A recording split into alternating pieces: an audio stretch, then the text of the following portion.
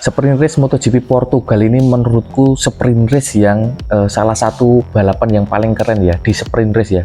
Karena 3 rider terdepan itu sangat ketat sekali, jaraknya sangat ketat dan terjadi aksi saling overtake yang sangat seru sekali pokoknya. Kalian kalau belum nonton sprint race MotoGP Portugal, aku saranin nonton deh, di tayangan ulangannya di YouTube pasti ada. Kalian tahu Alex Marquez yang pernah mengatakan kalau tidak ada Marc Marquez, Alex Marquez lah yang paling terkuat. Itu sampai dibuat frustasi oleh seorang Pedro Acosta. Pedro Acosta ini menurutku sangat keren ya, di situasi KTM yang sangat krisis dan rider-rider KTM lain pada tenggelam, tapi Pedro Acosta ini menunjukkan sinarnya. Kayak apa? Alex Marquez dengan Ducati GP24-nya butuh 3 kali menyalip Pedro Acosta di lintasan lurus baru bisa kabur. Itu pun di akhir-akhir lap hampir diserang Acosta lagi, selisihnya tipis sekali. Sprint race ini juga seru ya, karena 3 front row, yaitu barisan yang start terdepan itu tidak ada Ducati.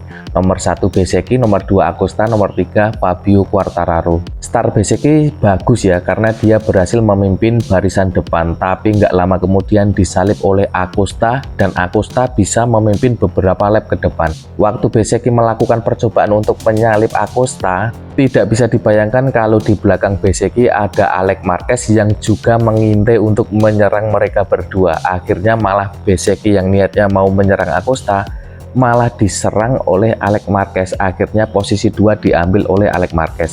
KTM ini memang di lintasan lurus kelihatan kalah sama Ducatinya Alex Marquez ya.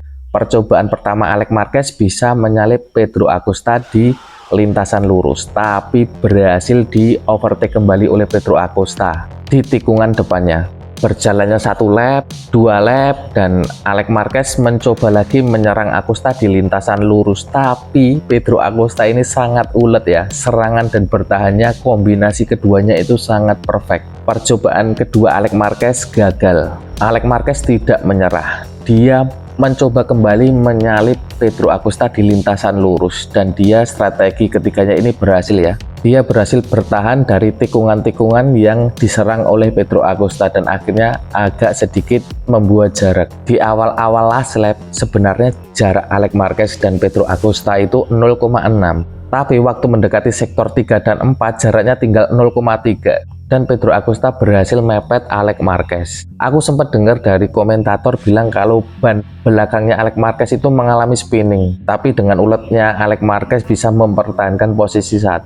Jadi pemenang untuk sprint race MotoGP adalah Alex Marquez, nomor 2 Pedro Acosta, dan nomor 3 Marco Bezzecchi.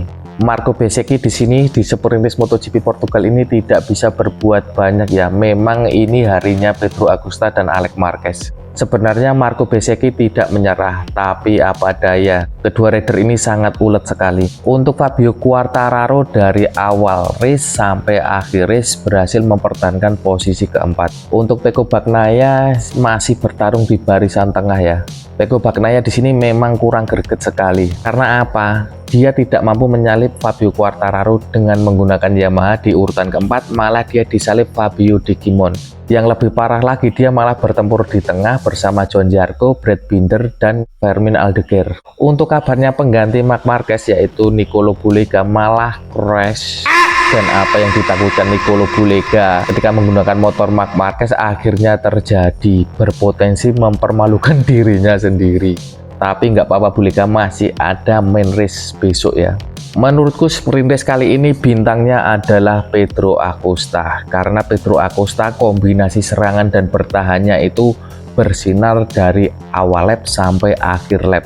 Oke, terima kasih sudah menonton Masjid GP. Tolong bantu support dengan bantu subscribe channel ini ya.